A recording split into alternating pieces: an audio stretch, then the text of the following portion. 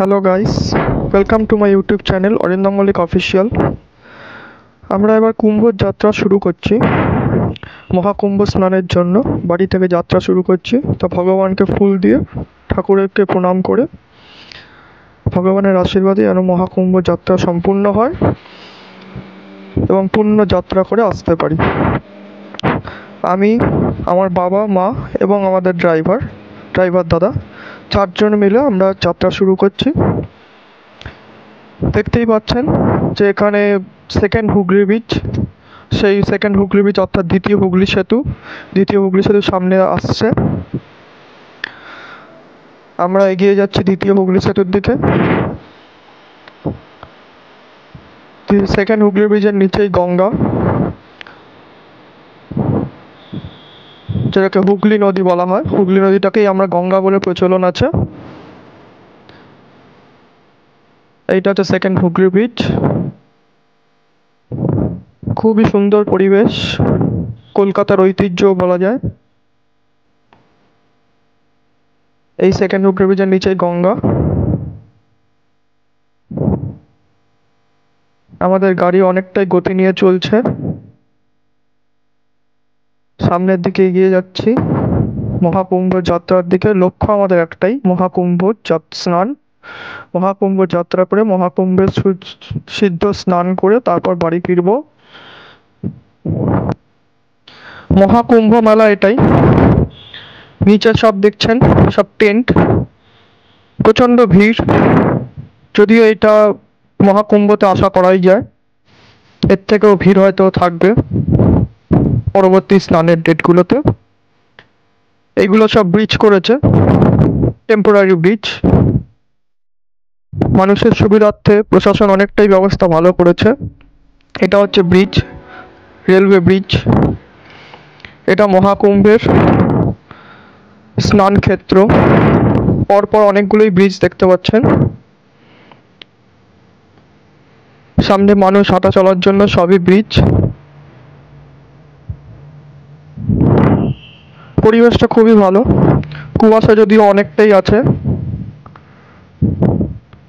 এখানে সবাই স্নান করছে দেখতে পাচ্ছেন। এই অরেঞ্জ কালার যে বর্ডারটা দেওয়া, বর্ডারের ওপারে যেতে পারবে না কেউ, এটাই প্রশাসনের ব্যবস্থা। মানুষের সুবিধার্থেই এইটা ব্যবস্থা নেওয়া হয়েছে, যাতে ওই ব্যারিকেডটার ওপারে কেউ না যায়। এটা রেলওয়ে ব্রিজ। শুধু বাইক ছাড়া কিছুই চলছে না। এখানে স্নান ক্ষেত্র, স্নানের ঘাটও বলা যেতে পারে। সবাই স্নান করছে। এখানে প্রত্যেকটা মানুষই চান করছে। এটা ত্রিবেণী সঙ্গম, অর্থাৎ 3টে নদীর মিলন ক্ষেত্র।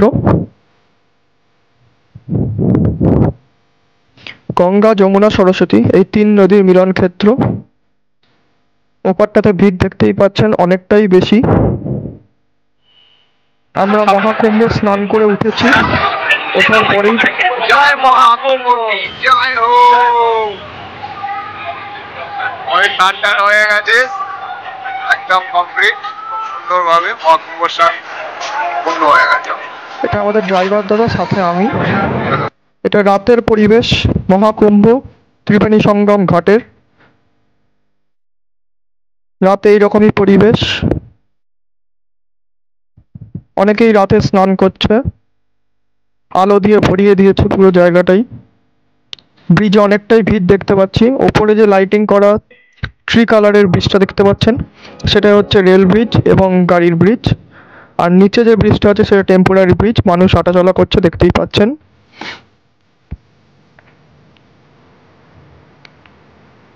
এটা গঙ্গার ওপরে এরকম টেম্পোরারি ব্রিজ করে রেখেছে যাতে মানুষের সুবিধার্থে। অনেকটাই ভিড় আছে রাত্রে।